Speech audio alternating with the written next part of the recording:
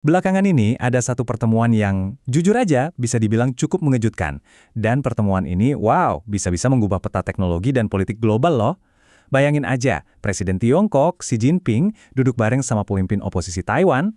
Nah, pertanyaannya kan, ini semua artinya apa buat kita? Yuk kita bedah sama-sama. Oke, jadi ini dia pertanyaan besarnya. Apakah pertemuan ini beneran soal kesepakatan damai? Atau jangan-jangan ini cuma taktik politik yang super cerdas? Ada udang di balik batu nggak ya? Mari kita coba gali lebih dalam. Oke, pertama-tama mari kita lihat dulu detail pertemuan yang bikin heboh ini. Siapa aja sih yang terlibat dan apa persisnya yang mereka omongin? Nah, ini dia nih, yang paling penting. Catat ya, pada 10 April, Xi Jinping itu ketemunya bukan sama pemerintah Taiwan yang lagi berkuasa. Bukan, tapi sama pemimpin partai oposisi, Kuomintang atau KMT. Detail ini krusial banget buat keseluruhan ceritanya. Dan hasilnya? Wah, nggak main-main. Mereka keluar dengan rencana damai 10 poin.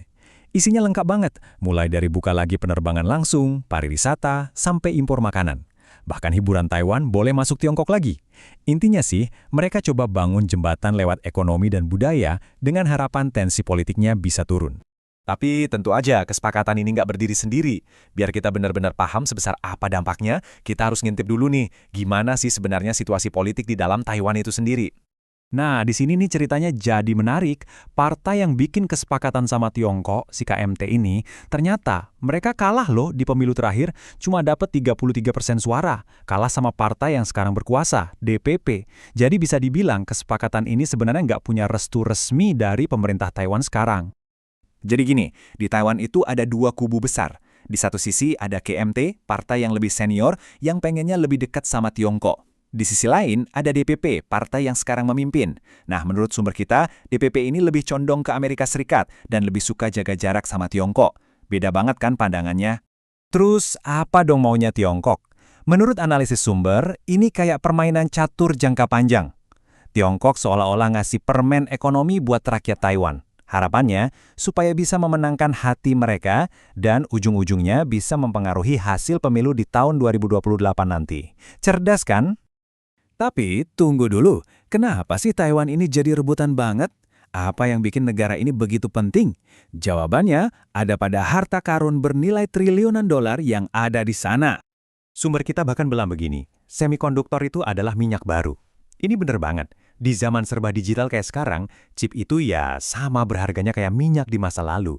Siapa yang ngontrol chip, dia ngontrol masa depan. Sekarang seberapa dominan sih Taiwan? Gini deh. Bayangin, lebih dari 60% semikonduktor di seluruh dunia itu dibuat di Taiwan. Artinya, dari setiap 10 chip yang ada di planet ini, 6 diantaranya datang dari sana.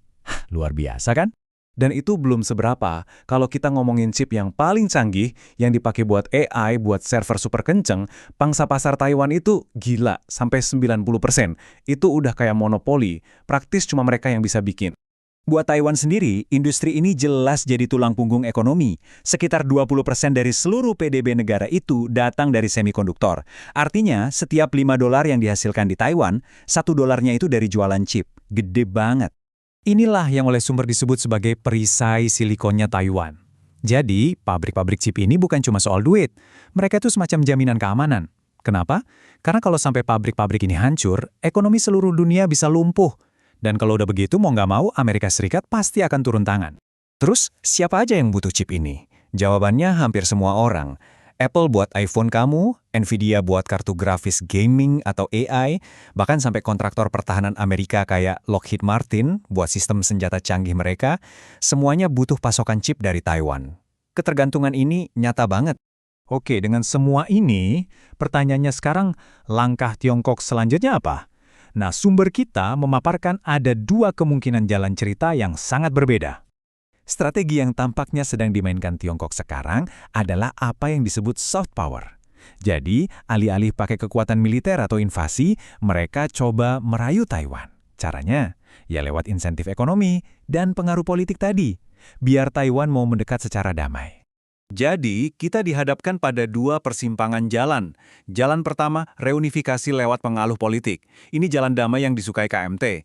Jalan kedua, konflik militer. Ini jalan yang berisiko banget, bisa hancurin industri semikonduktor dan bahkan bisa memicu perang dunia. Nah, sumber menyebutkan kalau jalan konflik ini justru yang bisa jadi menguntungkan bagi industri pertahanan di AS. Pada akhirnya, semua kembali ke satu pertanyaan. Reunifikasi damai atau konflik militer? Apakah jembatan ekonomi ini cukup kuat untuk menyatukan keduanya? Atau apakah ketegangan yang ada justru akan meledak jadi konfrontasi? Masa depan kita semua, masa depan teknologi global, dan perdamaian di kawasan itu, semuanya bergantung pada jawaban dari pertanyaan ini.